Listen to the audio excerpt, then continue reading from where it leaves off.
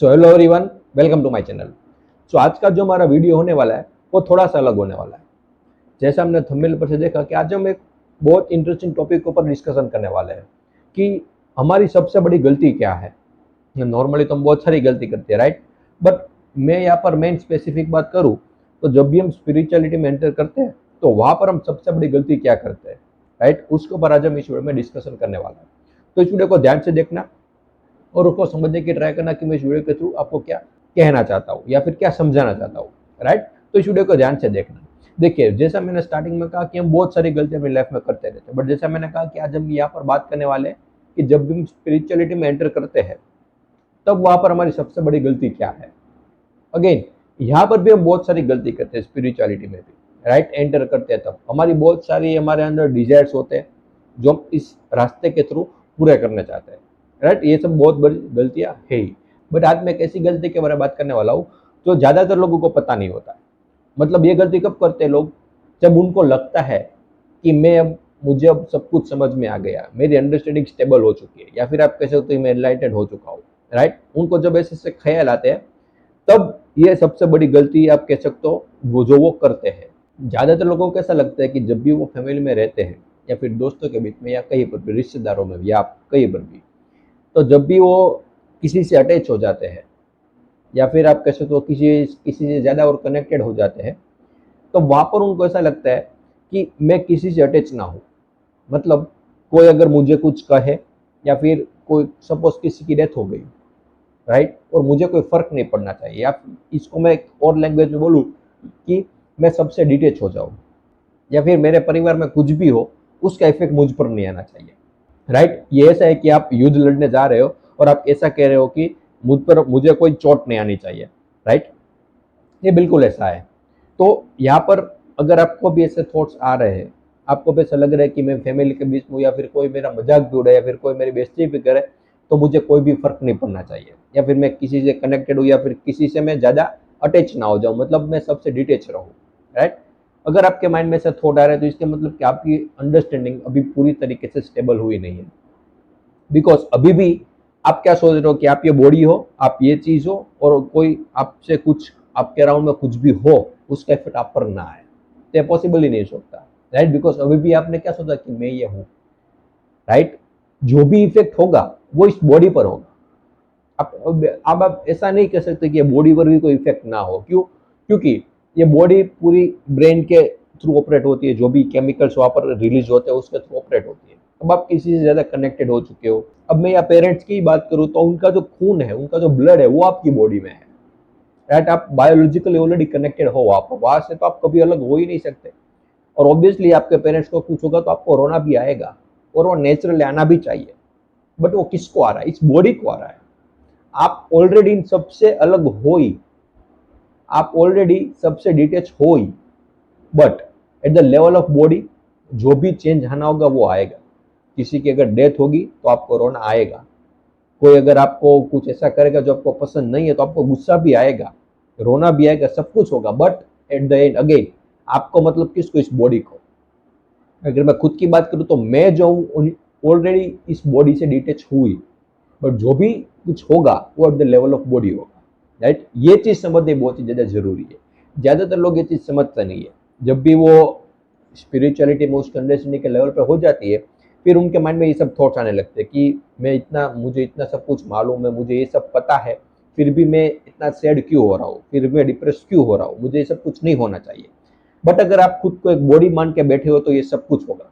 But the moment you realise that you are not this body, उसके बाद ये सब जो होता है वो द लेवल ऑफ बॉडी होता है, वो होगा ही। अगर कोई ऐसा कह रहा है कि आपको कुछ भी नहीं होगा, मेरे पास आ जाओ, आप पूरी तरीके से मतलब आपको कभी भी दुख आएगा ही नहीं, आप कभी भी डिप्रेस हो गए नहीं, तो झूठ बोल रहा है। बिकॉज द मोमेंट आप फैमिली में जाओगे तो वहां पर जो प्रॉब्लम होगी वो आपको भी होगी। आपको मतलब again eight the level of body. और तो फिर अगर कोई ऐसा कह रहा है कि मेरे पास आ जाओ आपके सारे दुख गायब हो जाएंगे, तो वो झूठ बोल रहा है। ऐसा कभी पॉसिबल हो नहीं सकता, राइट। ये सिर्फ अंडरस्टैंडिंग की बात है। अगेन, इसको अगर आप समझ भी लोगे तो भी कोई फर्क पड़ने वाला है नहीं। ज्यादातर केसेस में क्या होता है कि अगर किसी को समझ में आ गया ये सब, तो फिर वो दूसरों को समझाने की ट्राई करता है, देखो ये समझो, बट उसकी कोई भी नीड है नहीं, राइट। बिकॉज आपने क्यों समझा? क्योंकि आपकी लाइफ में आई एम श्योर कभी ना कभी एक ट्रिगर पॉइंट आया होगा जब आपको लगा कि मुझे समझना चाहिए, ये बहुत इंपॉर्टेंट है। आपको ऐसा लगा कि आपकी लाइफ में जो प्रॉब्लम थी उससे अगर आपको बाहर निकलना तो आपको ये समझना पड़ेगा। ये आपकी लाइफ में ट्रिगर पॉइंट आया है, उनकी लाइफ में अभी नहीं आया है, तो उसको बेकार में समझाने की जरूरत है नहीं। अगर उनकी लाइफ में कभी ये ट्रिगर पॉइंट आएगा तो वो आपको सामने से आके पूछेंगे, बट सामने से जबरदस्ती किसी को ये समझाने की नीड है नहीं। बिकॉज अगर आप इसको समझो या ना समझो, आपकी लाइफ में प्रॉब्लम रहेगी रहेगी, राइट। बात कर रहा हूं मैं मटेरियलिस्टिक वर्ल्ड की। जब आपकी फैमिली में रहोगे, आपके दोस्तों के बीच में जाओगे, रिलेटिव के बीच में जाओगे, तो आपको जो प्रॉब्लम होगी वो होगी ही। ये समझने के पहले भी थी, ये समझोगे उसके बाद भी रहेगी।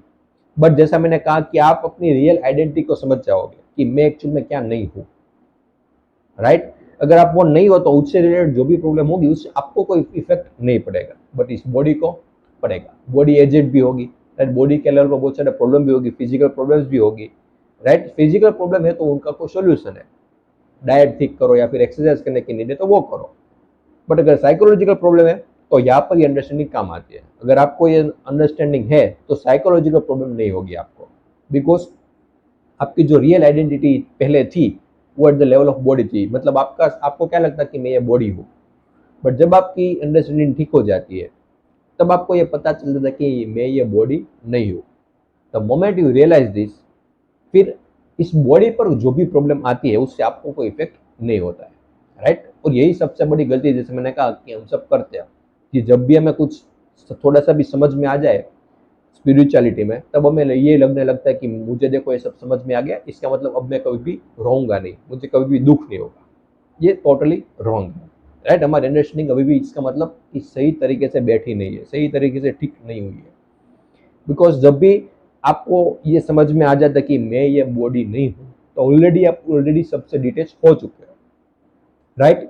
बिकॉज समझने के बाद आपको ऐसा लगता है कि मेरी बॉडी में ये सब हो रहा है, मुझे दुख क्यों हो रहा है, इसका मतलब आप अभी भी समझे नहीं हो ठीक से, आप अभी भी खुद को बॉडी मान के ही बैठे हो।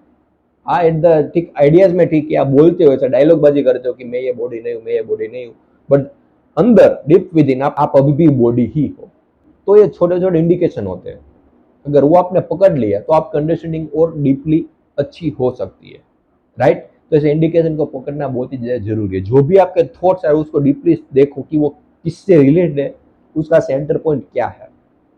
बट अगेन इस थॉट में भी आप देखोगे कि मुझे कुछ होना नहीं चाहिए, मतलब मेरी फैमिली में कुछ भी हो, मुझे कुछ होना नहीं चाहिए, या भी आपको सिर्फ आपकी ही पड़ी है, खुद की ही पड़ी है, राइट। तो ये बिगेस्ट साइन है कि अभी भी आपका अंडरस्टैंडिंग ठीक नहीं है। सो आई होप कि आपको समझ में आया जो भी मैं इस वीडियो के थ्रू डिस्कस करना चाहता था। जो मैंने थंबनेल पर लिखा था कि सबसे बड़ी गलती, आई होप कि आपको समझ में आया कि वो गलती क्या है और उसको हम किस तरीके से, मतलब उससे किस तरीके से हम फ्री हो सकते हैं, किस तरीके से हमें हमारी अंडरस्टैंडिंग को ठीक करना चाहिए। बिकॉज अगर एक बार अंडरस्टैंडिंग हमारी ठीक हो गई तो फिर ये गलती कोई भी नहीं कर सकता, राइट। तो अब क्या आपको समझ में आया? फिर भी कोई भी क्वेरी या कोई भी डाउट हो तो बिल्कुल आप मुझे कमेंट सेक्शन में बता सकते हो। And thank you so much for watching this video.